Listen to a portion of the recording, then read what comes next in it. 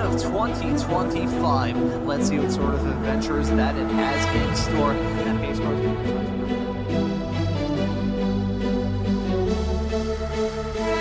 way through the corner.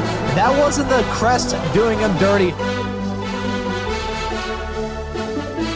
There right off the beginning. It's something you probably want to monopolize on right away, honestly, in a rain race.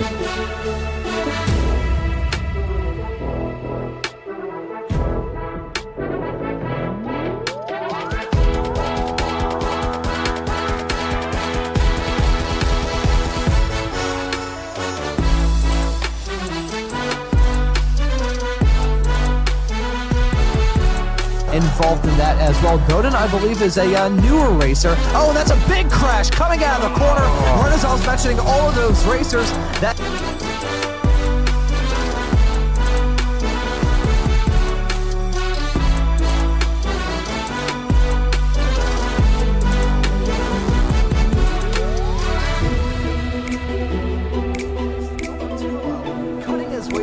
We saw him have that off-track moment not terribly long ago, and he has come back from a... And oh my god, that's a big wreck coming out of turn number 4. Multiple cars around. A little bit of contact going to Chris Montgomery as well. I saw that car kind of jerk around a little bit through that corner, but you can see Montgomery maybe got to size up a move on Coliseum, as Coliseum may try and get a move on.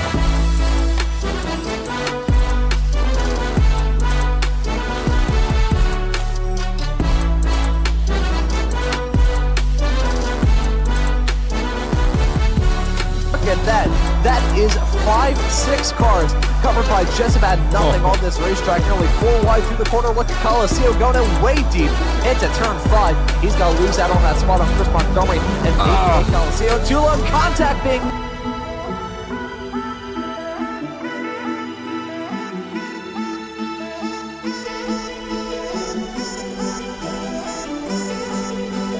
Weekly Formula Vee Weekend Warriors crash him up wreckfest at the checkered flag. May God have mercy on both Josh and I's graphics cards because the event dust.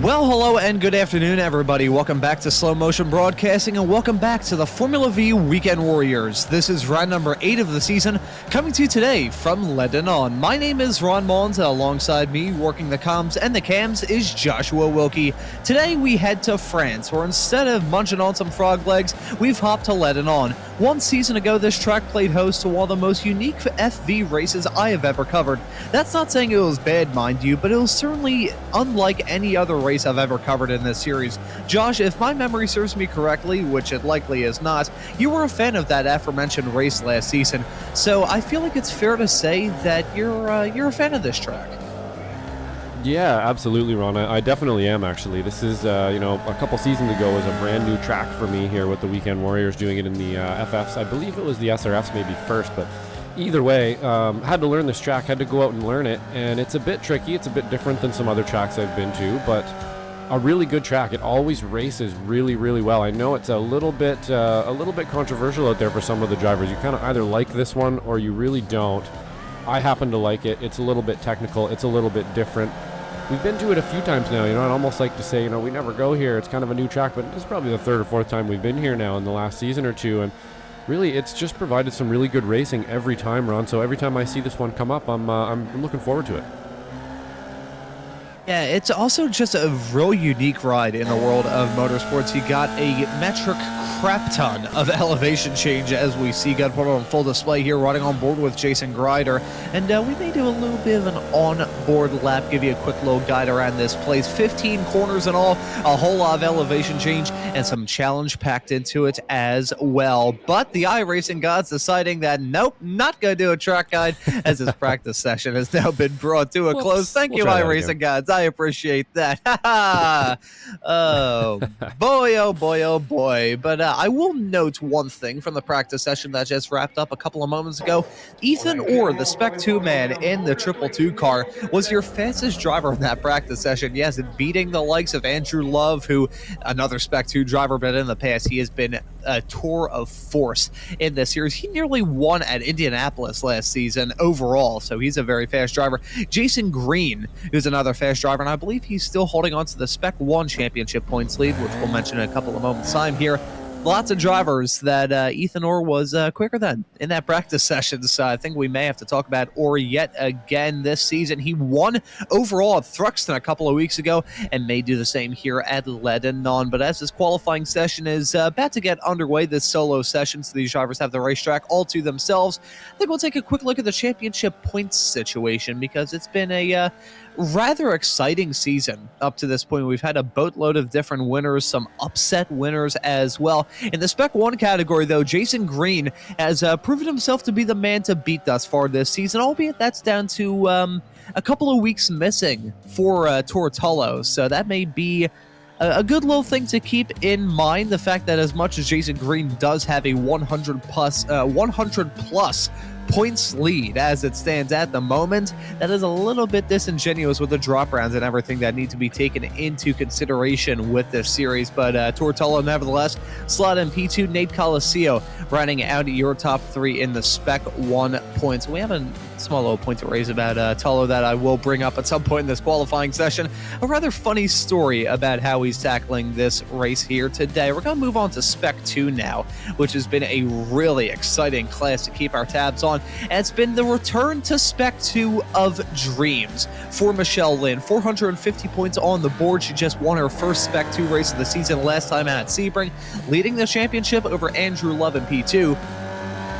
I will note, Dan Szynski rounding out your top 3. Dan is not going to be with us throughout the rest of the season. His wife gave birth to, I believe, their first child in this past week, so we'd like to congratulate the Szynskis on the brand new child. I will also go into the archives and look for the new Szynski's name, so I can let all of you know about that. But Dan, congratulations. I'm not sure if his brother Brian, who you see a little bit farther down in the point standings, will be joining us throughout this season as well, but Dan certainly will not. A little bit of a shame, but, you know, family comes first. He's got a newborn kid. I think that takes precedence over some Formula Vee action, but, you know, that's just me. I think we'll move on now from the Spec 2 category and take a quick look at Masters, where it has been a story of dominance in all 3 of the Weekend Warriors series for Jurg Madi. He leads the points in a commanding fashion over Jim Brewster in P2. Nick Tullo, who did a rather amazing feat 1 week ago at Sebring in conjunction with his son, Tor.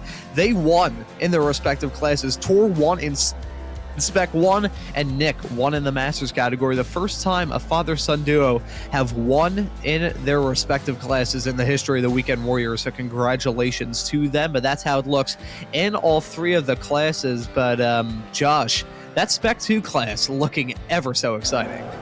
Yeah, it always seems to be kind of tight in Spec 2 there, doesn't it, Ron? And it's usually a pretty exciting class to watch on track, as well as we watch some of those drivers most likely move up to S1 for next season there. But for now, it's a really tightly packed, very, very competitive class for sure there, as well as S1 actually. You know, between Jason Green and Tortullo, kind of leader of the pack there. But there's some other drivers behind them as well, fighting for some positions, and definitely that last position on the podium there, on.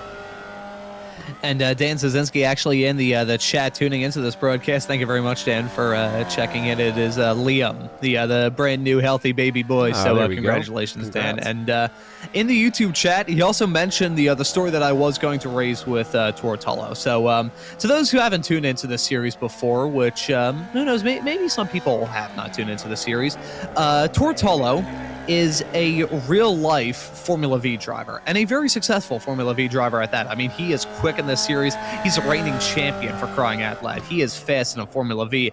And right after this race, he has to go off to a real-life Formula Vee awards banquet. So he, according to the discussion I saw on the Formula Vee Discord server, is going to be doing this race today, driving in a tuxedo, which is something that not a lot of people have done in the past. I think James Bond and maybe, I don't know, James Hunt have done something like that in the past, driving a race car in a tuxedo. That is absolutely brilliant. And James Bond, what am I saying? He drove something that would quicker than some race cars in a tuxedo, so we'll just compare Tortello to James Bond. That's a cool enough comparison. I don't need to explain myself there. Trust me, I say enough stuff on the air that needs explanation afterwards, and I feel like I could just leave that one be and swiftly move on and talk about this qualifying session that we are now in the midst of. These drivers already getting their first lap times on the board right about now, and I gotta say, you're seeing the usual heavy hitters up towards the front, that being Jason Green in the 160 car, currently your provisional pole sitter at a 1-minute 36.098.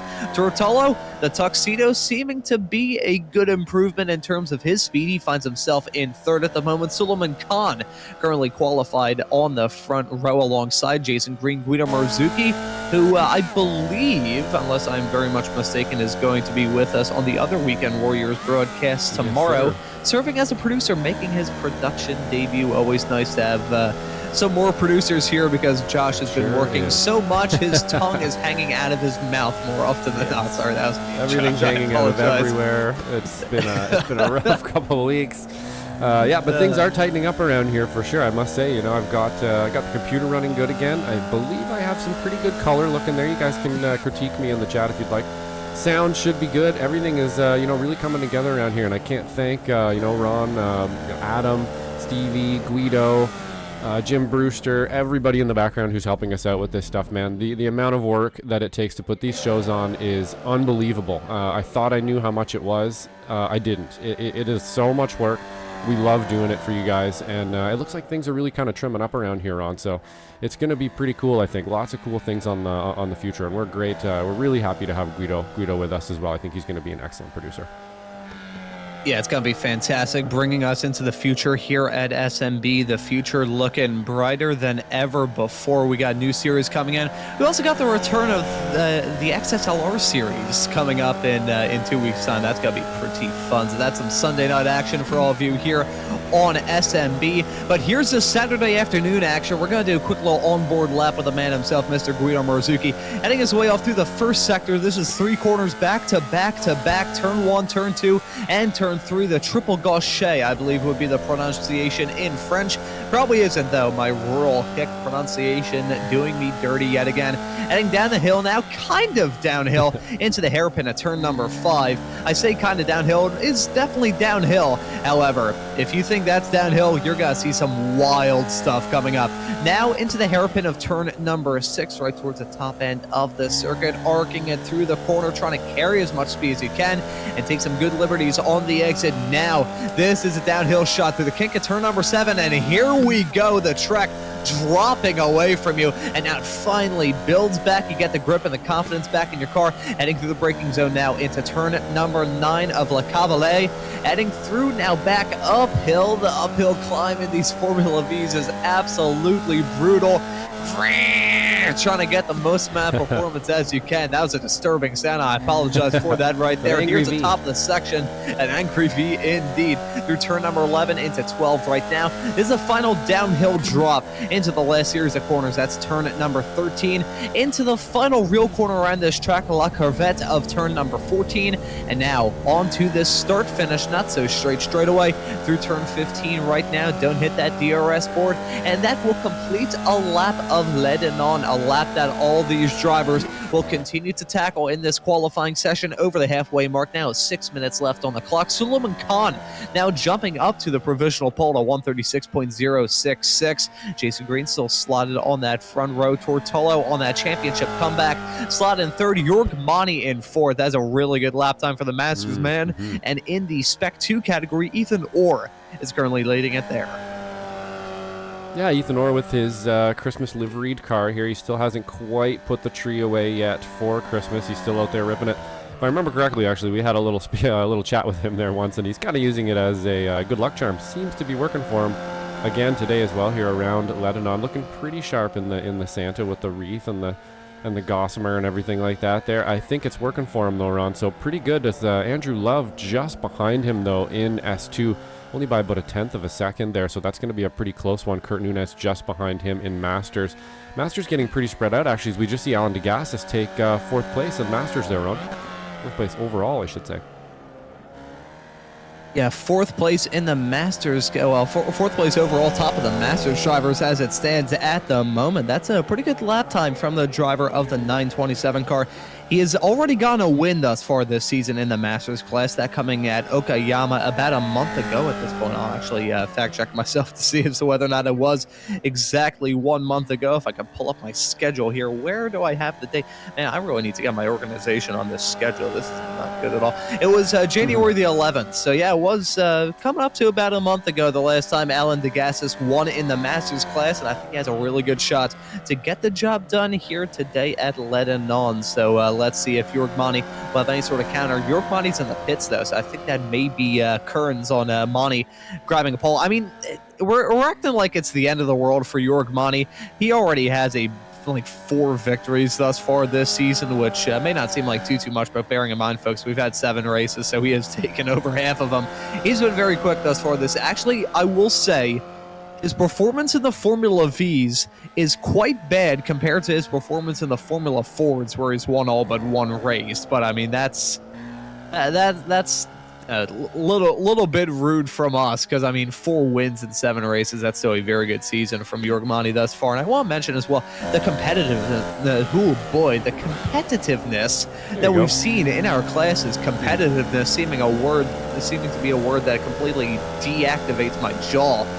We've had so many different winners in each of the classes. I mean, in Spec 1, we've had Tortolo take some checkered flags. Guido Marzuki has taken some wins as well. Jason Green has won some races along with Nate Coliseo. So that's 4 winners in Spec 1 thus far this season. In Spec 2, we've had Andrew Love, Ethan Orr, Chris Doden, and Michelle Lynn win races. That's another 4. And in the Masters category, we've had Jim Brewster, Jorg-Mani, Alan DeGassis, and Nick Tullo. So we've had 4 different winners in all 3 of the different classes that we've got in this series. And who knows? Maybe we could add 2 more, grab a P1. That would just be great, eh? That's always a good sign of a series when you're getting different winners like that, you know. But what I believe we're in 8 rounds, 4 different winners, and that's a pretty good record for a series. So we're doing pretty good here, I think. And you really don't know every week who's going to take it. You do definitely have some, some kind of favorites there, as we actually watched Suleiman Khan there taking P1 away from Jason Green. So we got another one right there. There you go, Ron. We could have another winner in S1 today in the form of Suleiman Khan here, with Jason Green just behind him and Thor Tulo just behind him, and they're all just packed in so close to each other as well. So I think we're going to have another one of those pretty close races, Ron. This place doesn't draft quite as much as some of the other tracks we've gone to. This is a little bit more of a sports car-y type track, if that's I'm not sure sports car-y is a word, but we'll run with it. And I don't think it's going to be quite as drafty around here. That's not to be saying that there isn't going to be a draft, but I don't think it's going to play as big a role as it has in some of our previous races. I like how you're criticizing yourself about as to whether or not sports car is a world, when more often than not I'm on the air going, Nick Fleck blurny quando flern. So don't worry, Josh. It happens to the best of us. The amount of words that I've made up on the air, I'm pretty sure I'm not even speaking English most of the time. But nevertheless, let's bring this qualifying session to a close. We got a minute and a half left on the clock, and most of these drivers have gotten all of their lap times on the board. Alan DeGassis is still getting some lap time around here, getting some seat time before this 30-minute long race that we have coming up, where he's going to try and grab a Masters win, his 2nd of the season. And let's see if he'll be able to get the job done here at Ledenon. You brought up a very good point, though, Josh, talking about just the nature of this track. It's usually when you think of great tracks for the Formula V's, you think of draft-heavy ones. You know, when you think of a race that is just absolute, pure, unbridled insanity, you think of Formula V's running at Lime Rock, for instance, where they're overtaking each other so much. It is a true 100% game of leapfrog. Here at Ledenon, on the other hand, you've just got so many corners around here that track position is actually a rather big game. It's not just talking about being in the draft when it matters more than anything else. The one drafting spot here has to be, without a question or shadow of a doubt, that start-finish straight away. But with a long run heading into turn number 1, that may be it. That may end up being the spot where we see the overtaking. Lap 1, turn 1, heading off through that section at the very start of this race. And also the run to the line. It's uphill, so you have to really worry about your run through the final corner. But if you're running in P2, you get the draft and you get a monster run heading out of there. Your competitors all around you are going to be a sitting duck in comparison. I also want to raise this quick little point as we're taking a look at the other pit facilities here at Ledenon. I know what we're going to be seeing at the drop of the checkered flag. We're going to be seeing the drivers running in the pits and hitting those like weird stepped up pit stall sections around the wall. Because we saw that last season, and we nearly saw a Formula Vee car strike the moon. So I dare even imagine what we're going to see at the drop of the checkered after this race that we have coming up. But let's take a quick look at the starting grid. We got a shortened pace lap here, so I think we'll have to burn through this as quickly as we possibly can. So I'm going to brace my vocal cords and get ready. Suleiman Khan will be starting this race from the pole position in the number 53 car. Jason Green, your championship leader in the Spec 1 class, will join him on the front row. Tortolo, the reigning Formula Vee Weekend Warrior Spec 1 champion, will start in third, alongside Alan DeGassis, a one-time winner this season in the Masters class, in fourth. Yurgmani will start this race in fifth. Guido Marzucchi will join him on the third row. Antonio Reese will start this race in seventh alongside Nate Coliseo, who won at Lime Rock earlier on the season. Jesus Rodriguez, who won this race 1 season ago, will find himself starting this race at Ledenon this season in ninth. Jim Brewster going to round out your top 10. On row number 6, we've got an all-Spec 2 Pro 6 with Ethan Orr and Andrew Love starting in 11th and 12th respectively. Kurt Nunez will start in lucky number P13 alongside Michelle Lynn off the back of her first Spec 2 win of this season 1 for 2025. Brian Hansen will start in 15th, Russell Telker in 16th. Alobrelio Garcia will start in P17. Stevie Ray will start in the 18th starting spot for Slow Motion Racing, which you may keep an eye out on. Slow Motion Racing at the upcoming iRacing Bathurst 12-hour, but you'll definitely be hearing a lot more about that in the not-too-distant future. Mario Picon, the Mexican, will start in 19th. Edgar Sancinelli in 20th. They're rolling. I got burned through this. Jason Grider in 21st. Travis Rail in 22nd. John Thompson 23rd. Jeffrey Beck in 24th. Looking at the final drivers we've got inside this field, I was expecting there to be like 38 starters. Holy cow, I'm kind of glad we only have 27. Just kidding. Gary Kittle starting in 25th. Sander Verbruge, the Dutchman, in 26th. And Matthew Murcia, riding after 27 cars, set to grab the green in just a couple of moments' time. We're expecting a race where track position is going to be oh so important, with not a lot of overtaking opportunities. These drivers need to be smart, methodical, and also absolutely faultless. To see the finish line, you need to be at the front and have a clear view, and these drivers hoping to be the one grabbing that checkered flag first. The green flag is out, and the drivers are on their way. And as you can see, the field already spreading out, heading down into turn number 1. It's going to be Jason Green leading it. Look at that, though. Suleiman Khan wheeling it on the inside line. 3-wide action a little bit farther in the back. Look at Nate Coliseo trying to sweep around to make his way up into 4th. But it's going to be Suleiman Khan trying to get that move done, and he does get that move done to slip his way up in front of Jason Green. Some side-by-side racing all throughout this field, though. Look at that. Ethan Orr trying to get moved on Guido Marzucchi, heading down now into the hairpin at turn number 5. Side-by-side racing all throughout this field, but negotiating the first 5 turns clean. Absolutely. That looked like a pretty clean start here so far on. Not an easy place to start around here, kind of getting right into the long radius corners, and we spoke a little too soon. It looks like we have Antonio Reese on his lid, maybe Guido Marzucchi as well. Unfortunately, we've lost a few drivers there in that corner, right as I was speaking about kind of exactly what might happen around here. And it's a little stop-starty at a couple sections of this track, and it looks like it just caught a few people out there under braking run. Yeah, unfortunate for those drivers involved in that collision. May have to take a look at a replay to see what went wrong. As you can see, that Jason Grider spun around. That's heading into the hairpin of turn number 9, I believe. So that's a simple spin for him in the downhill section. That's going to drop him down the running order in the 552 car. My apologies there, folks. Again, the hiccups at the worst possible time. As there you can see, holy cow, multiple flippers. Up in the air was Guido Marzucchi, and upside down was Antonio Reese. I think we'll have to take a look at another angle of that to see what in the heck happened there. Let's see, heading into the corner. Yeah, a little bit of a love tap, and bang, upside down goes Antonio Reese. And oh, he got T-boned, I think, by Michelle Lynn.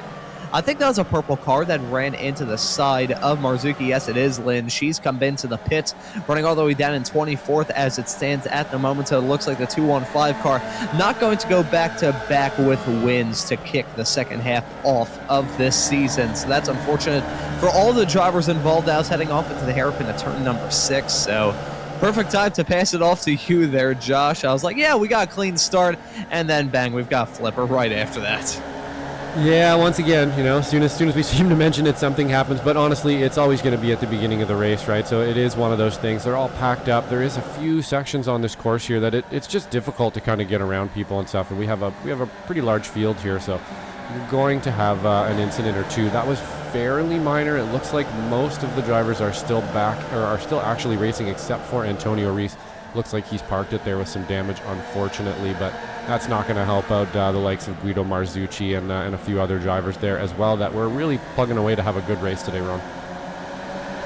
Yeah, they were hoping to have a good race here at Ledenon, but it's just not going to work out for them that were involved in that incident.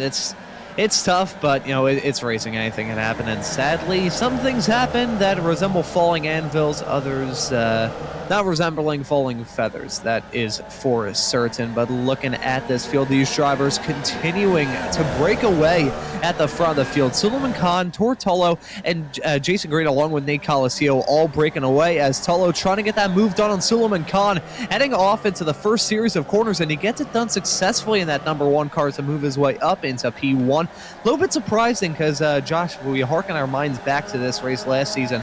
Going for some moves into turn number 1 really did not work out for a decent chunk of the field. So a little bit surprising that we're seeing it here at Ledenon for season 1 of 2025. But, it's these drivers, they adapt and overcome. I nearly said they overcome and adapt. That's right words in the wrong order there, but still, these drivers like to adapt to their conditions and try and figure out the best way to negotiate each other. That's the thing when it comes to this, Big racing events and hostage situations, they all involve negotiating. One's a bit sad, the other's a bit exciting, but they're both rather oddly sharing that. What the hell am I talking about? Well, as an analogy there, possibly you both of those need to be calm and assertive, and they both need to make decisions. You need to be able to pivot on a dime. Basically, is I believe what you're getting at there, Ron. It's actually a really good point. Thank you for saving me. It's actually a really good point, Ron. That sometimes you have a really good idea of how a fight's going to go, and then you get a shot in the nose, right? And your nose and your face is all hurting, and your eyes are watery, and all of a sudden then you have to make a new plan. And that's kind of what happens sometimes, during a race. You come out there and you have a bunch of pace, and then all of a sudden, boom, there's a crash in front of you, and now you're 4 wide with people that you wouldn't usually be with. And you have to be able to make those decisions on the fly, make the best of your race, and then continue driving. So I think we're seeing that out of a few of our drivers here today. We got a pretty big pack here with some S2 drivers and some Masters drivers here, just dicing it out. Let's see if they can't figure this little pack out here, and see if they can't maybe catch the people in front of them, Ron. And the thing is, when it comes to these Formula Vee Weekend Warriors races, you can't go into these things with a set plan. You really just cannot, because things can change in the blink of an eye. And then if you have a race where you just have one set plan and you're not thinking of anything else, you're going to be screwed. I can kind of compare it to broadcasting, When it comes to stuff that we say on the air, we don't have all of it planned out. We don't have a vast majority of it planned out. This is just all off the top of our head. These drivers are queuing it off the top of their head as well. So it's, boy, that's Ethan Orr making contact.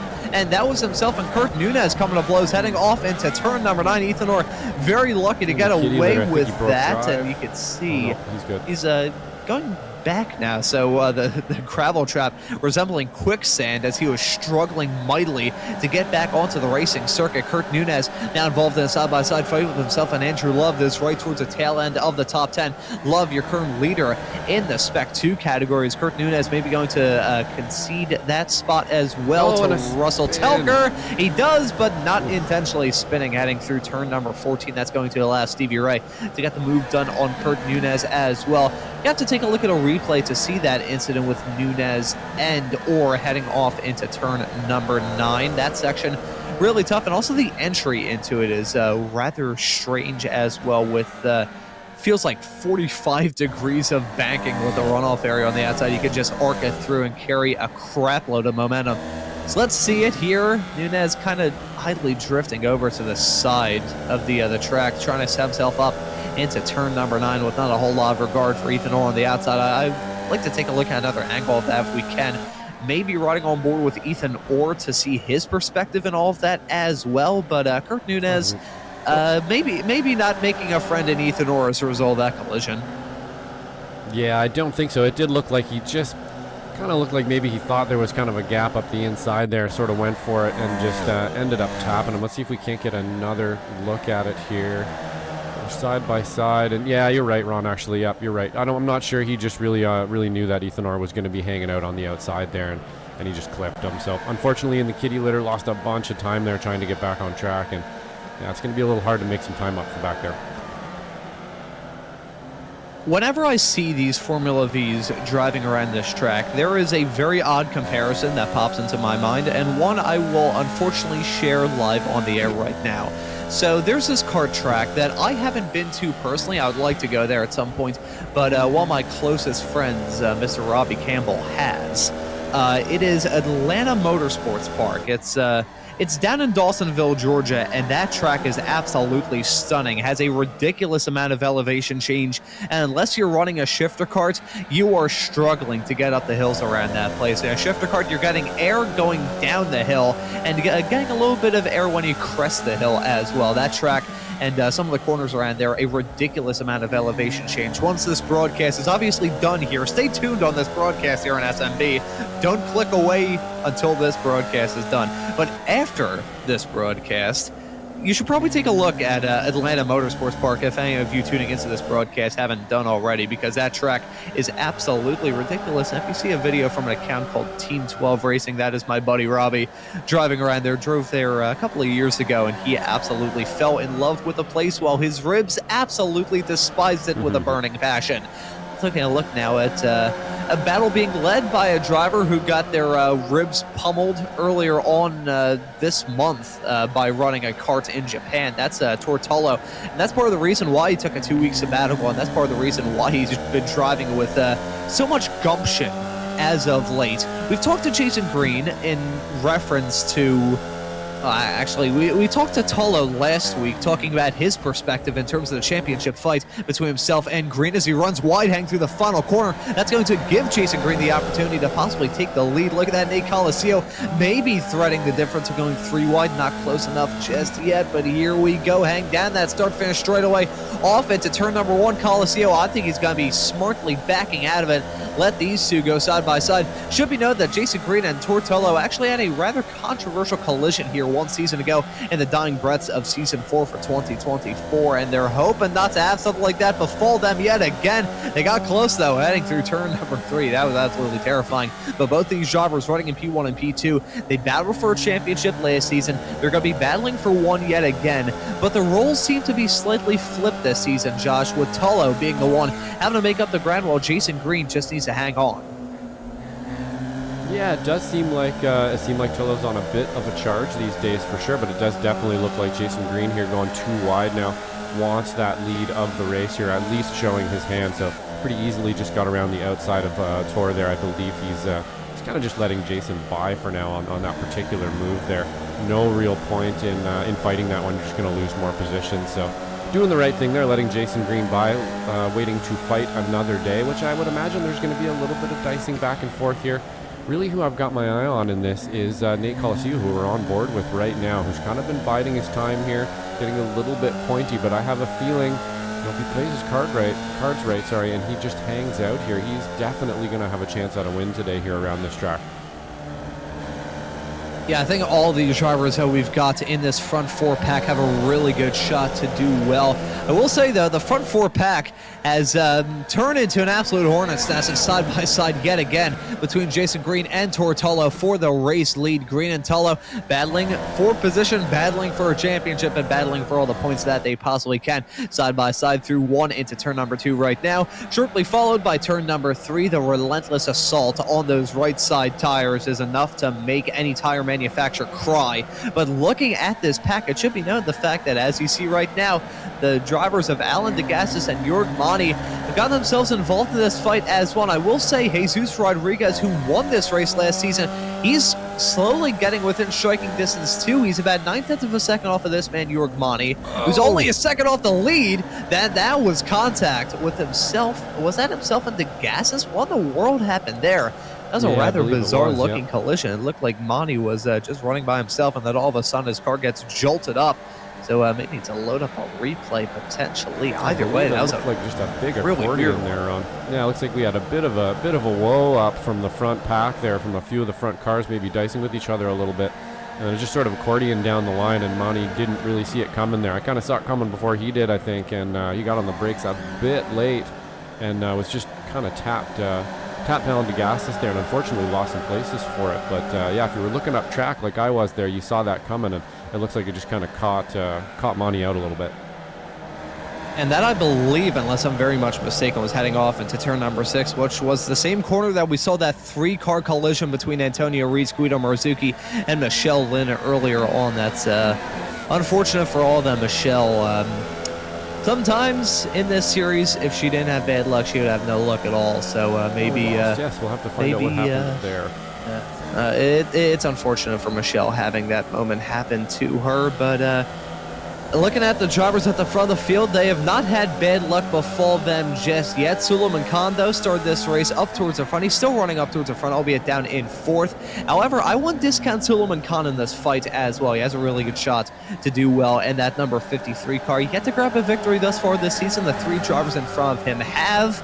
So who knows, maybe he can play spoiler in this race at Ledenon here today. Alan DeGassis and Jesus Rodriguez riding out the top 6 as it stands currently. Have to go a little bit farther back to find the duo of Jim Brewster and Jorg Mani, the 2 Masters racers, battling for P7 and P8 overall and P2 and P3 in the Masters categories. Anyone who hasn't tuned into the Weekend Warriors before, the classes not judged individually. All these drivers get points based off their overall position. So there is still some skin in the game in that fight, even though they're battling a little bit farther behind, as we see this side-by-side fight maybe going to heat up towards the front of the field, and you also get to see a lot of the drama and a lot of the sights that are littered around this track. Yeah, absolutely. Pretty nice track for sure. I believe this is a relatively new facility. Don't quote me on that. It might be really old, but I'm pretty sure it's relatively new, and very cool little facility here for sure. It's very pretty, and it's really, really nice track. Lots of undulation. I've really enjoyed racing around here a ton. You know, I didn't actually see Michelle Lynn, what happened to her, so I'm going to roll up a replay here. Maybe this is just for me, but I didn't actually see what happened to her here. I'm going to find out.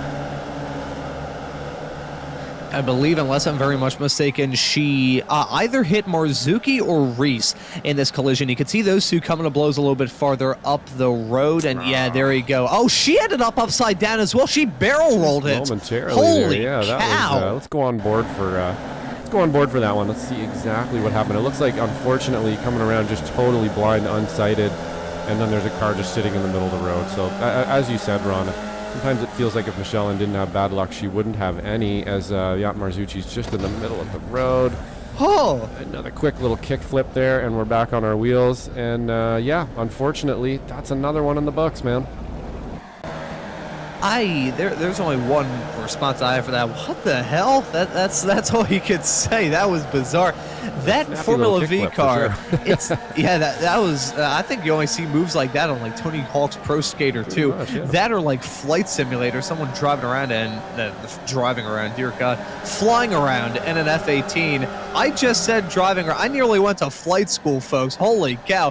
Urgmani, I think, just got struck by another falling anvil. He's dropped back down to 10th behind Russell Telker and Andrew Love. Curtin Nunez also getting a move done on him as well. Stevie Ray getting past him. Urgmani, we weren't expecting him to be in contention for the win, but he brought himself into it. And then let's see, heading off now. There's, I believe, turn number 11, the hairpin at the top end of the circuit. Spins around, and oh boy, nearly gets T-boned by the two Spec 2 drivers that were coming up to that incident real quick afterwards. But I think Jorg just lost out on all that time trying to get that car going yet again as we ride on board with him and take a look at the onboard cockpit shot of him going for the spin. A little curb there, I think, Ron. Pretty simple, little just kind of curb hop. And he was just getting on the power, full blast, right at the exact wrong moment to do it. And, you know, that happens to all of us sometimes. We know Urgmani's a very good driver out there, but looks like he's, you know, kind of scrambling to try to make up some places there and get by some people, and got on the gas just at the wrong moment over that curb there, and it kind of hopped him sideways. And that's that. Sometimes it happens. You just can't seem to fight it. And, you know, iRacing every once in a while, too, you just kind of get this drift going that's just an unstoppable drift. It feels like the tires just kind of leave you, and that's the end. There's nothing you can do about it, and kind of looks like that's what happened to Jorg. Not having the greatest day out there, Ron. Yeah, certainly not having the greatest day at all. Those slow spins are always the ones that tick a driver off the most. That's part of the reason why I've never been too great in GT3s, because you just have those spins where no matter what you do, it's going to loop around on you, so you just kind of have to let go, let Jesus take the wheel, and just allow it to spin out at the end of the day. So those are the spins that are always the most irritating if you're a driver. So that's going to be the one that befalls Urgmani and drops him outside of the top 10 as we go back side by side at the front of the field with Tullo and Green heading off into turn number 1. Green on the inside, Tullo on the outside line. This is going to be close between these two racers. They've been close all throughout the race, so it's not too much of a shock. Heading through, coming out of the corner now into turn 4, the kink. And it looks like Tullo's still not able to get that. Actually, he does get the move done. Run as they say that. He finally clears Jason Green on the exit of 4, heading off into the hairpin at turn number 5. And in all of that, I will note the fact that earlier on, I was played like a fiddle when I said we got 4 cars all by themselves at the front of the field. Then we cut to a camera shot, and it was really a 7-car battle. We've gone back to the 4-car fight at the front of the field, as it's now about a second between Suleiman Khan in 4th and Alan Degassis, your Masters leader, currently running in P5. So that's switching back to how it was a matter of about 10-ish minutes ago. Yeah, we're definitely moving around out there a bit. And again, I think that's sort of the nature of this track as well. Like we were saying in the run-up, it's not quite as drafty as some of our other tracks. So you're starting to see the drivers sort of spread out here. There's a bit of a skill gap on the track. And you're going to see those who put a bunch of time in and are sort of masters around here. You're going to see others who are just kind of losing a 10th or 3/10 or whatever, or making a little mistake here and there. And they kind of start to spread out a little bit. You go up to the front here, and we've got, you know, if you can stay in this train and you have enough pace and you know, you don't make a mistake or two, then you can kind of stay up front here. But it does look like we are starting to spread out a bit here through the pack a little bit. There are a couple little fights going on here and there, but mostly our action here is up front with Tor, Jason, Colacio, Suleiman, and Degassis is still kind of holding on to the rear there so far. But we'll see how it goes here with these races. You never know with these Vs. They definitely like to cut shapes out there every once in a while, and you know, we've always had we've had a few kind of blowouts right near the end here. Is always when it seems to happen. It kind of comes to an end, and all of a sudden 4 cars are in the grass, and somebody inherits the win, so you never really know what's going to happen here. And that's exactly what happened at this very same race 1 season ago. It was rather calm, cool, and collected throughout a decent chunk of it, but with 2 laps to go, there's a collision between Tortello and Jason Green, which blew the field into absolute nonsense, and Jesus Rodriguez was the one that capitalized as a result of all of it. Got a move done, overtaking 4 cars in the span of a single corner. It was a move of a lifetime from the, at that point, reigning champion here from the Formula Vee Weekend Warriors. Won the championship here for Season 3 of 2024. Hasn't had a good turn of things as of late. He's been running a bit more consistently this season. However, it still has not been a bed of roses for the driver of the number 76 car, but let's see if the Iberian man will be able to grab his first checkered flag of this season and do it at the very same track that he did it at last season. But as we are officially in the final 10 minutes of this race, I would like to possibly go through the field a little bit, go through all the drivers that we've got going on the racetrack at the present moment, because today's broadcast of the Formula Vee Weekend Warriors is sponsored by an anonymous driver, and we would like to thank that anonymous driver and just the entirety of the Weekend Warriors world for everything that they do, making this fantastic series and just making this community a thing. I'm very happy that I've been a part of it now, coming up to nearly a year at this point. Holy cow. And it has been an absolutely wonderful ride moving from Apex here to SMB, and very happy that the ride will continue hopefully long into the future. You see John Toms in the 277 car. He's a little bit behind Matthew Murcia, who I believe is a hard charger thus far in this race. He's up 10 spots from where he started this race, all the way at the back of the pack, but the driver of the number 78 car, the American, has put on a rousing drive thus far. He'll have to close in a bit of a gap between himself and Mario Pacon to be able to make up an 11th spot, up to 16th, my apologies. But, you know, I've seen stranger things. I don't even have a Netflix subscription. There's Mario Pacon. You see him right now involved in a small little battle with himself, Garcia, and Hansen. You also got Stevie Ray a little bit farther up the road, so that's how things are looking. A little bit outside of the top 10. Stevie running in his first Formula Vee race in quite some time. He's been dealing with those computer issues just as you have, Josh. So seems like everyone here at SMB is running into some difficulties right now. So it would be very comedically timed for me to just have a random computer blue screen. Oh. So he's either pulling a joke on me here, or we just lost Ron while he was talking about a blue screen of death. But I was going to mention, actually, we've got Ray here, Stevie Ray, in the new slow motion racing livery, which is pretty cool. We're starting up a new little race kind of venture here with the crew and some drivers, and we're going to be going after some races and some endurance events. So definitely keep your ear to the ground for that one. We'll be bringing you some more information about a few of these things here coming in the future, and I believe we're going to be taking on Bathurst with a multiple car showing here, and we'll be bringing you some of that action as well here at Slow Motion Broadcasting. So hopefully we have Ron back here, and he hasn't actually blown up, but yeah, you still there, Ron? Yes, I am. Don't worry, I didn't have a connection issue. I'm just an ass. So looking at the drivers at the front of the field with about 6.5 minutes left to go in this race, Tortolo still leading it over Jason Green in P2, Nate Coliseo, and Suleiman Khan riding at your top four as it stands. Currently riding on board with Suleiman Khan in that number 53 car. I gotta wonder, Josh, what his mindset is coming into the end of this race, because he's shown some decent pace all throughout it thus far, and I'll take a look now to see what sort of lap times he's been setting thus far in this race. But Suleiman Khan been quick. He's got the fifth lap of the race, mind you, at a 135.7, which is rather quick compared to Tortolo, who's the next quickest car involved in this pack at a 135.9. So Suleiman Khan, I gotta wonder if he's just been playing the patient game, running in fourth and allowing these drivers to burn up their stuff a little bit, burn up the tires, burn up the fuel, and just burn themselves out of this racetrack so he could just come in and pick off the pieces right at the last moment. I have a good feeling about Suleiman Khan in this race. What about you? Yeah, I think so as well. I think, anybody who's going to be in, not basically in the lead on the last lap probably has a pretty good chance. That being said, around here in the lead, if you can have wide enough shoulders and you can take good enough lines, you may be able to hold some drivers off just because of that draft, like we were saying, maybe out of that last corner. As we can see Jason Green here just trying to kind of wedge Tor a little bit there into that corner, see if he can't force a mistake. And that's kind of what you're out there trying to do now. The only way you're really going to be able to break away from people is if they make a mistake or if you don't, basically. So we shall see how it kind of plays out here. But if I was Suleiman Khan or maybe even Nate Coliseo, I'd be kind of rubbing my hands together right now. Rubbing your hands together, not trying to get some warmth in your hand, just scheming the old...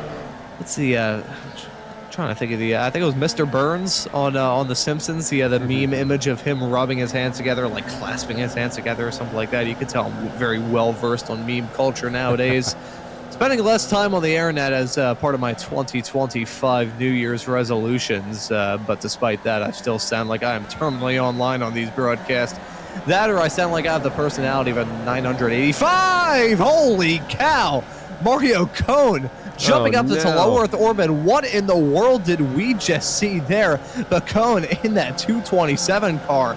Right as I was going to talk about my unhealthy addiction to crosswords, word searches, and jazz music. We've seen Mario Pacone try and steal the show and nearly front flip. Holy crap-oly.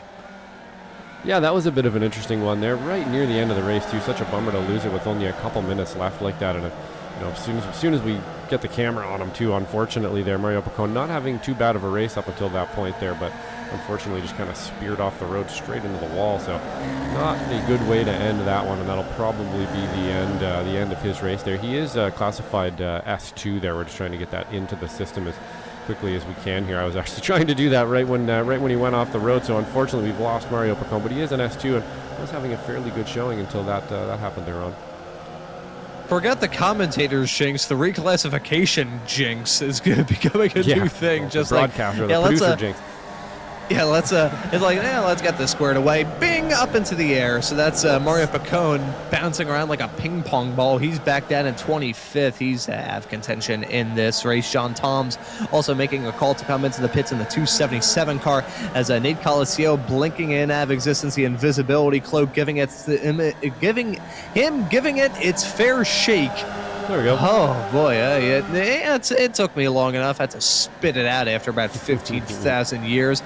But he's still running in third as it stands at the moment. That hamster that's running on the wheel that supplies his internet connection, though, may have to take a break soon. So hopefully he doesn't get yoinked off the track and the iRacing gods decide to replace him with just a random fly buzzing around the track. But either way, Coliseo in contention for this win, along with Khan, Tullo, and Green.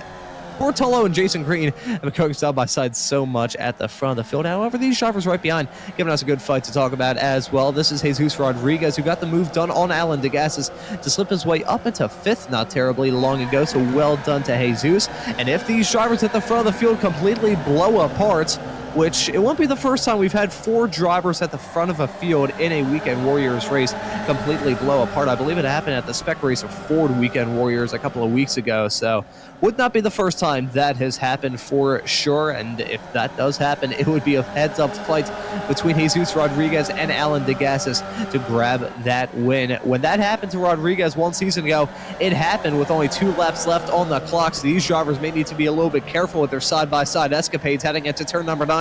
That's Green on the inside, Tullo on the outside line, heading back up the hill. Tullo going to have that inside line into turn number 10, the kink, into the hairpin of turn number 11, right towards the end of the second to last lap of the race. But all these drivers at the front of the field have been battling so hard, it's brought Jesus Rodriguez, Alan Degassis involved into that fight as well.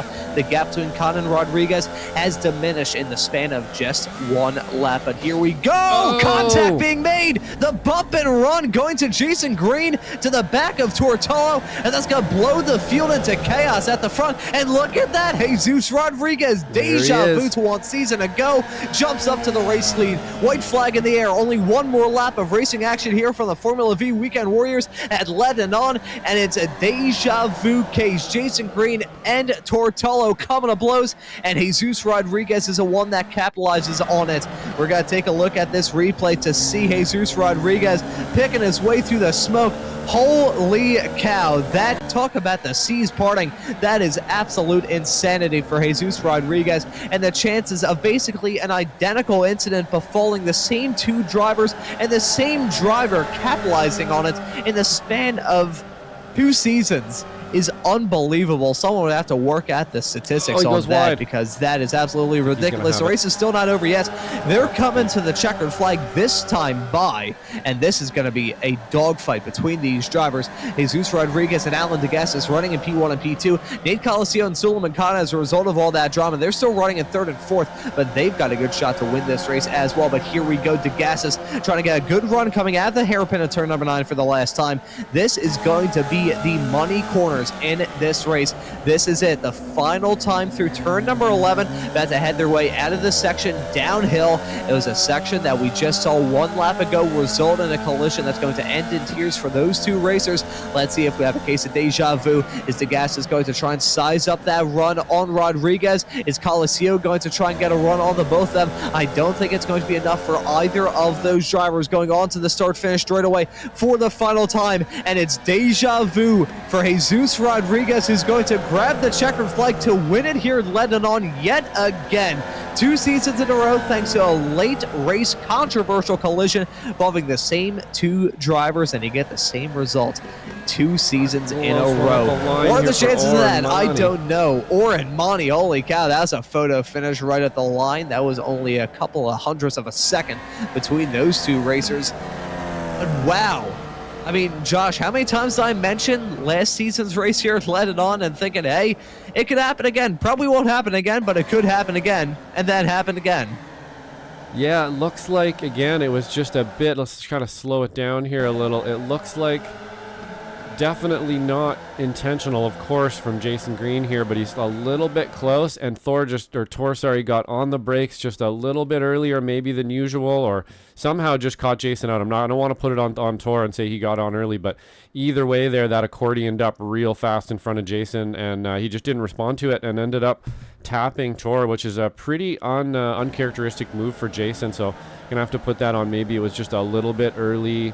Yeah, unfortunate that's the way it went out. But again, Jesus Rodriguez being able to monopolize that on the last lap of the the last corner of the second last lap and be able to put it in first and hold it for the win, Ron. Pretty amazing stuff.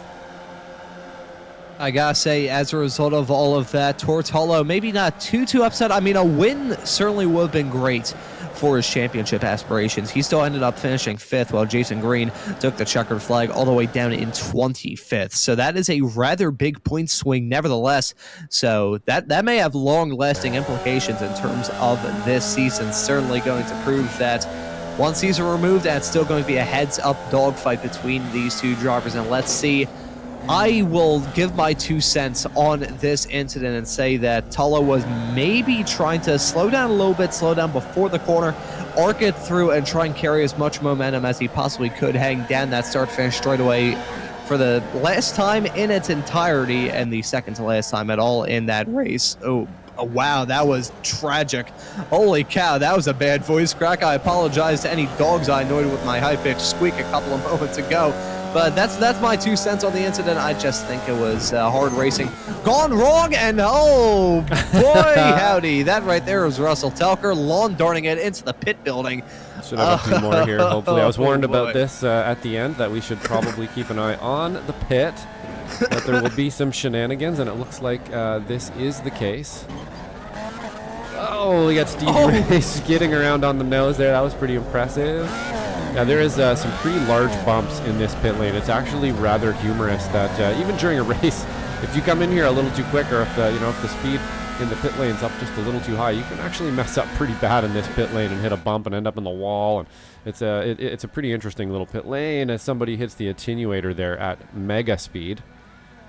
Not looking so good here in the pit lane. Definitely lots of work to do on these V's for next race, I would say, Ron. Yeah, these drivers only have 1 week before they head off to Alton Park. And, hey, folks, you think this race was hectic? Alton Park next week is going to be held in the rain. So these drivers are maybe possibly removing a little bit of bodywork on their cars, which is not a good thing because I feel like waterproofing for Alton Park is going to be a real important matter for these drivers. Oh, wow. Okay, that's Andrew Love popping it upside down, driving in reverse, and okay, are we going to have like a... I'm not even sure what we're seeing at this point. I need to watch some like demo derbies and get like Guido's enough in jail, terminology. Guido got sent to prison. So I guess he's not going to be on the Weekend Warriors broadcast tomorrow. Brian Hansen, I guess he's been evoked to the Shadow Realm as well. I think, Josh, you're going to suggest we should take a look at the results. Let's get some results going here. Yeah, why not? Yeah, that may be a good idea. But before we end up seeing a driver like strike a porta potty or something like that, that would that would just be ugly more than anything else. But it was. Deja vu, 2 seasons in a row here from the Formula Vee Weekend Warriors at Ledenon, that a collision between Jason Green and Tortolo in controversial fashion results in Jesus Rodriguez grabbing the checkered flag after blowing those cars' doors off. He wins it over Alan DeGassis, who grabs a very fantastic P2 result and the win in the Masters category. That's a brilliant drive from DeGassis. maybe could have been the win, but I don't think he's going to turn down second one bit either. Nate Coliseo going to round out your overall podium in third. Suleiman Khan going to round out your Spec 1 podium, finishing fourth overall. Tortolo ends up in fifth. Jim Brewster in P6. Andrew Love finishes in seventh, winning it in the Spec 2 category. Russell Telker would finish in eighth. Jorg Mani in ninth. Ethan Orr in 10th, rounding out your top 10 in the process. Kurt Nunez going to finish right behind in P11. Stevie Ray in P12. Albrelio Garcia will finish in lucky number P13. Brian Hansen right behind in 14th. Matthew Murcia, the hard charger when everything is said and done, going to finish in 15th. Ryan Frev, Edgar Sanchinelli, the Frito Sport man, in 16th. Jason Greider in 17th. Guido Marzuki in 18th. And looking through the final few drivers that we've got in this field, we've got Michelle Lynn finishing in 19th. John Toms in 20th. Jeffrey Beck ends up in 21st. Jason Green in 22nd. Sandra Rabrouge in 23rd. Maria Pacone in 24th. Travis Rail in 25th. Gary Kittle and Antonio Reese going to round out your 27 cars that are classified at the end of this race here at Ledenon. A race where we are expecting some drama, and we certainly got it, but we got some drivers waiting in the interview waiting area, Josh, so I'm curious if you'd want to have first dibs and drag someone in here to have a little chat. Yeah, sure. Let's have a talk with Andrew Love here from our S2 win. Hey, Andrew, had a pretty good race out there today in S2. It looked like for the most part you weren't fighting too hard out there. Why don't you tell us exactly what happened, how you saw it? Well, I lucked out with a couple incidents there. I was able to go around a couple spinners, so that benefited me. And then Russell just kind of stayed in my draft. He wasn't really charging or anything. And then after we spoke after the race and congratulated each other on a good race, but it sounded like he was doing all he could just to stay in my draft. So it was a good race. I had a lot of fun. Yeah, it seemed like that. You were definitely in a pack of cars pretty much the entire race there. This place seems to be a little bit less drafty than some of the other places. Like you're actually kind of having to just kind of maybe fight the track a little more than fighting the draft and what position you're going to be in. Would you agree with that around here? It's a bit of a difficult track to drive and maybe not so easy to draft around? There is some benefit to the draft. The draft will get you up the big hill and down some of the longer hills. You'll see your plus minus indicator go, a little plus or a little minus, whatever green is. And so there is some draft there, but it's definitely not as draft heavy as some of the other tracks. And so it would be more technical with apexes. And there's like 5 different apexes, 5 different lines for turn 1, 2, and 3. So you got to be wary of what people are coming up on your inside and things like that. So it is a difficult track. Yeah, we've been here a couple times now over, and it's always seemed to race really well. I've actually really enjoyed driving around here. Is this one of your more favorite tracks too, or not so much? It used to be a favorite one, but recently I haven't been doing very well here. And last night's Friday night draft practice or party, I crashed out after about 3 laps. And I've had poor finishes here in the past, but this is the best finish I've had here as far as I remember. As long as I can remember. So all of a sudden, I like the track a little bit more than I used to. It does help when you get a win around a track for sure to like it a little more for sure. Yeah, but good showing today. Not an easy track. I know I kind of struggled to learn a little bit around here when we were doing it. I believe it was in FFs and then maybe even SRFs too. But I do have a liking for this track now. It always seems to race really well. I believe we're headed to Olton Park with the chicane layout next weekend. There is that one of your favorite? I really like Olton, but maybe not so much with the chicane layout. How about yourself? 100% with you on that one. 100%. Yeah. The chicanes, it packs up the cars. They're difficult. It's with the V's, I just like open, fast tracks. So, yeah, I would prefer no chicanes. But if we have the chicanes, that's okay. Oh, and if I remember correctly, I believe the weather forecast is for rain at Olton Park.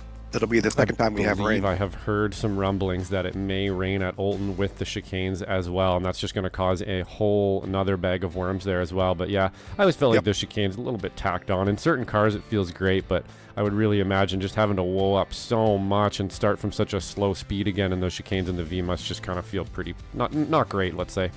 But we're looking forward to next week for sure. And that was a great win today. And S2 looks like you got some much needed points there for the championship. So we'll see you next week there, Andrew, and great race today. All right. Thank you, Joshua. No problem. Have a good one. All right, you too. And that right there was Andrew Love, your Spec 2 winner here at Ledenon. We've got Jim Brewster waiting up there in the interview waiting area, and we always love to have a chat with Jim because he is an absolute riot to have here in the commentary booth. Mr. Brewster, welcome in here, bud. How's it going? Good afternoon. We all survived. Well, most of us survived the Ledenon tightrope. It's quite a tightrope. That's a tricky little joint. I don't know if you spent some time on it, but it is a tricky little joint. I'm trying to recount my experience now of running around this track. I think I got some experience driving around here in the Formula Vees, and I also drove around here in the Radical SR10, which, I mean, I love the Radical in iRacing, but that's basically like it's like wrestling a Siamese cat that was dunked in olive oil. Well, so that's a really rough ride. You know, it stays pretty clamped down. I hear the 49s run here too, and that would be a real handful. Anyway, I think we had a pretty good race. A couple unfortunate incidences. I think Antonio got knocked out earlier, and then I'm not sure if Jason is mad at Tor or Tor is mad at Jason, but that was unfortunate. But anyway, I think it was a good play. I hear Andrew stole my thunder that, you know, next week at Olton we're going to have, I think, medium rain. It doesn't puddle up too bad, so I think it should be a lot of fun. I have a feeling there may end up being an apology fest between between Jason and Tor, but actually, outplayed each other. Yeah, possibly. I can also say this since our esteemed colleague Mr. Wilkie is currently using the restroom. I believe I'm pretty sure apology fests are how they elect politicians up there in Canada. So that's so now remember, now Tor has a major advantage here. I don't know if you read Discord, but he has a season-ending banquet that he's going to after this. So he was racing today in a tuxedo. So I would say that whatever apology he has trumps anything that Jason's got. Yeah, I mean, an apology has enough weight to it as is, but apologizing to someone in a tuxedo, yeah, exactly. It adds an extra little bit of, it's like the cherry on top of a milkshake or something like that. Exactly. You got it. Anyway, I had some fun with Andrew today. You know, Andrew and I, we have a lot of fun racing together, and so he was behind me, and he got past me once, and then the whole trick to this tricky joint is that last little bowl corner before the monster uphill. You know, to a Formula Vee, that is the Matterhorn. You know, so. Yeah, the elevation change around this track, absolutely ridiculous in the Formula V's, but I mean, puts on some pretty good races, and we got a good one coming up at Olton. The rain, holy cow, that's going to be a good one. You bet. I think it'll be great. Hey, thanks for everything you guys do. As always, I jump on there and have so much fun watching. Sometimes I don't get to it because I just finished up the points, and I'll go to some pictures and put out some results, and so sometimes I don't get it to in the evening. But I always totally enjoy you guys, your guys' broadcasts, and Wednesday nights we've been having some fun too. You know, with Formula V's. Last Wednesday night was fun with the V's and the Surfs. Yeah, and I was actually demoted to spectator for that broadcast as I was still recovering from a bout of the plague that I had earlier on this week. But I am better now, so bad news for everybody having to tune into these broadcasts. But Jim, thank you very much for joining us. I've never had internet trouble until today, and I got kicked out of practice and got back in, made it through the race. And then just as me and Andrew kicked over here to your interview, I got kicked out again and then came right back in. So yeah, very, very lucky. In general, I'm spoiled to have very, very solid internet, but today it's been a little bit weird. Anyway, see you guys next week. We will certainly see you then, Jim. Hi, Tim. There we go. Yeah, can't forget shouting out your sister. That would not go down very well. Jim, well done. Good. Oh boy, holy cow, that was the worst stutter I've ever had. Good catch on that one there. It was good. I got the picture. See if you can't catch that one. Yeah. There we go. Oh boy. All right, Jim. Thank you for joining us. Welcome. Yeah, that was Jim Brewster, and how many I think that was like 6 or 7. New high score. Good, yeah. Yeah, good. Got stuck in a loop there. Alrighty, Josh, I think before I stutter my teeth off anymore, I'll ask you about Ulta Park in 1 week's time. With the rain, hopefully all of our production equipment here at SMB is properly waterproofed, because from what I heard earlier on this season, we had New Hampshire earlier on, and that was affected by rain. I think this one is going to be I think the rain is going to be even heavier for the second one, so that's going to be a flood. Yeah, I think Olton Park in the rain is going to be an interesting one for sure. One of my favorite tracks. We kind of spoke about it just briefly there. Not the hugest fan of the chicane layout, but it is what it is, and it's still a very good track. But in the rain, not only is it fast, not only is it narrow, not only is it twisty and undulating, but then add some rain to that as well. We're going to have quite the race, I think, Ron. So it should be a pretty interesting one, and let's hope it doesn't downpour too much. But I think it's looking pretty much like we're gonna have a wet race. So. Yeah, going to have some rain in the forecast at Olton Park in 1 week's time. But hey, we've got a whole lot of action between then and now here on SMB, because have it be known, folks, that the racing action simply does not stop. We got races every single week. We have got all sorts of racing in the process as well. On Tuesdays at 9:10 p.m. Eastern Standard Time, you can catch the action from the oh boy, holy cow. You can catch the action for the American Muscle Series, some old-fashioned Mustang action. That's going to be some fun stuff to look forward to. I'm not sure what track they're going to be visiting this upcoming week, but that'll be round number 3 of that season, so that's going to be a really, really good show. We've also got the action that you can catch. Trying to time this out as best as I possibly can. There we go. So I just got the timing a little bit wrong there. Sorry about that, folks. The action from Wild Cards Wednesday here on SMB. You've got the Ray Esports Club Racing League, which you can catch every single Wednesday at 8:30 p.m. Eastern Standard Time. And then that same evening, you've got the action from the Sim Racers Group Intermediate F4 Championship. And here on Super Saturdays and Super Sundays here on SMB, tomorrow we've got the action from the Formula Ford Weekend Warriors. That's going to be a fun race at 12:45 p.m. Eastern Standard Time. Also got the action from the Weekend Warriors Spec Racer Fords about 2 hours after the start of the Formula Ford 1. I unfortunately will not be on the Spec Racer Ford race this weekend. However, you'll still be able to catch me on the Formula Fords. We also got XSLR returning in about a week's time here on SMB. That's I nearly said something that I should not say on the air, and it's not a word that you see on George Carlin's 7 Dirty Words. So that's a different broadcaster name. Can't mention that. Ooh, boy, not touching that one. But anyways, folks, before I mention any more companies here, this is not Race Spot TV. This is not Maconi Entertainment. This certainly isn't Apex Racing TV. It's Slow Motion Broadcasting, and we hope you've all enjoyed this broadcast here on SMB today. But as for this broadcast, that will just about do it. So for myself, Ron Maunz, and Josh Wilkie working the comms and the cams with me on today's broadcast, I say thank you all so very much for watching. Have a great rest of your day, and we hope to see you all wherever it is in the not too distant future.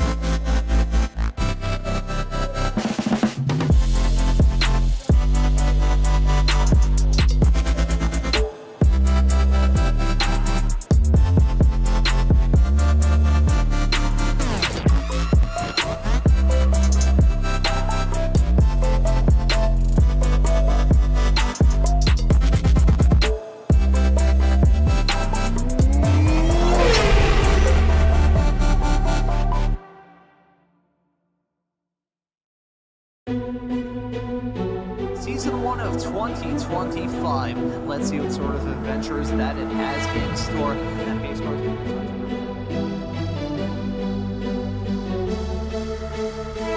way through the corner. That wasn't the crest doing him dirty. First there right off the beginning is something you probably want to monopolize on right away, honestly, in a rain race.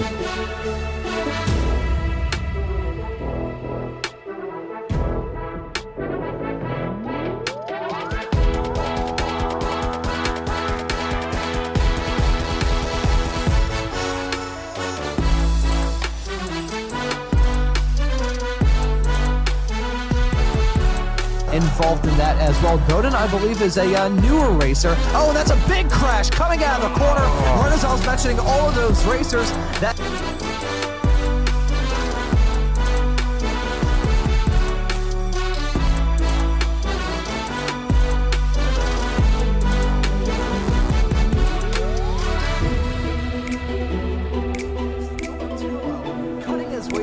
We saw him have that off-track moment not terribly long ago, and he has come back from a...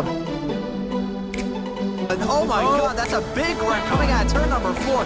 Multiple cars around. A little bit of contact going to Chris Montgomery as well. I saw that car kind of jerk around a little bit through that corner, but you could see Montgomery maybe got size up a move on Colacio, as Colacio may try and get a move on him.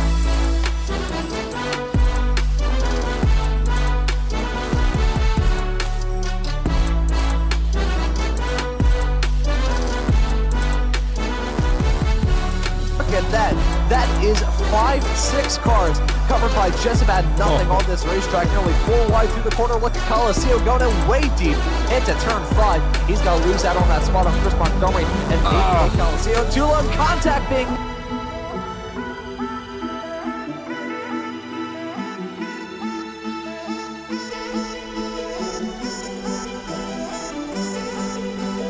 Weekly Formula Vee Weekend Warriors crash him up wreckfest at the checkered flag.